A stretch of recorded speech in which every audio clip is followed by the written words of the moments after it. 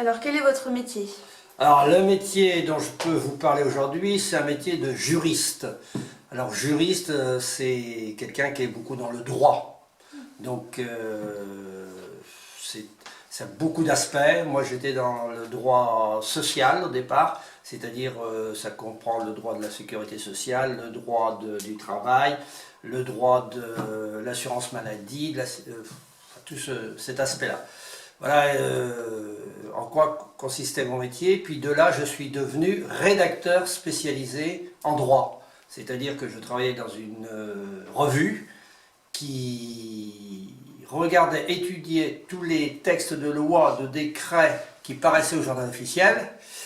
Et puis comme ce sont souvent des textes qui sont difficiles à comprendre, eh bien on les décortiquait en petits morceaux. Puis on essayait d'expliquer aux lecteurs qui devaient utiliser ces lois-là, de leur signification, parce qu'il fallait trouver des mots simples, ou des fois, parfois essayer de comprendre ce que les députés avaient voulu dire, ce qui n'est pas toujours facile.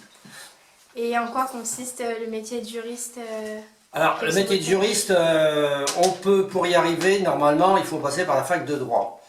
Il faut, après le bac, 4, 5 ans, je crois que maintenant c'est plutôt 5 ans d'années d'études.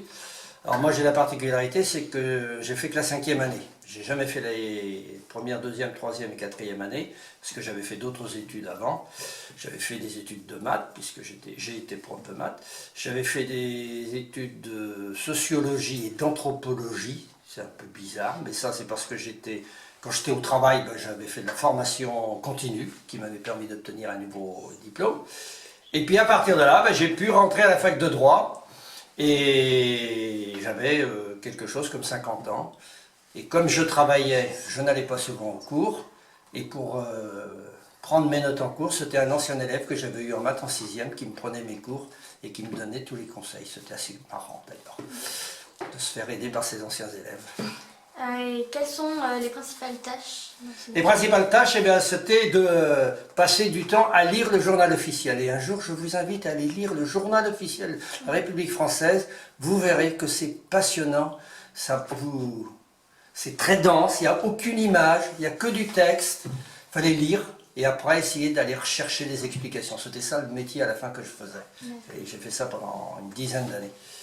Alors, où vous pratiquez votre métier? Alors, où je pratiquais, je travaillais à Paris, parce que ce genre de revue pour lequel je travaillais, c'était à Paris, donc je partais le lundi de Saint-Sébastien, et puis je rentrais en fin de semaine, donc je travaillais à Paris. C'est souvent ces métiers-là, beaucoup à Paris, ça se passe. Et s'agissait-il d'un travail individuel ou par équipe? Alors, très individuel parce que on se partageait les tâches. On était dans une équipe, de 3 rédacteurs. On se partageait les tâches. Et puis après, on était dans son bureau, devant son ordinateur.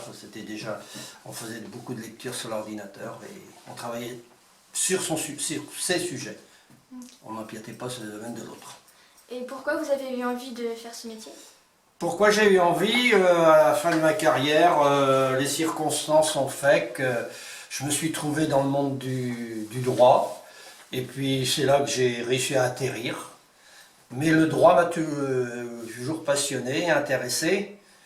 Et ma devise c'était, comme j'ai été prof de maths, la droite à la ligne, en maths c'est normal. Et à la fin j'étais le droit en ligne, parce que c'était sur Internet.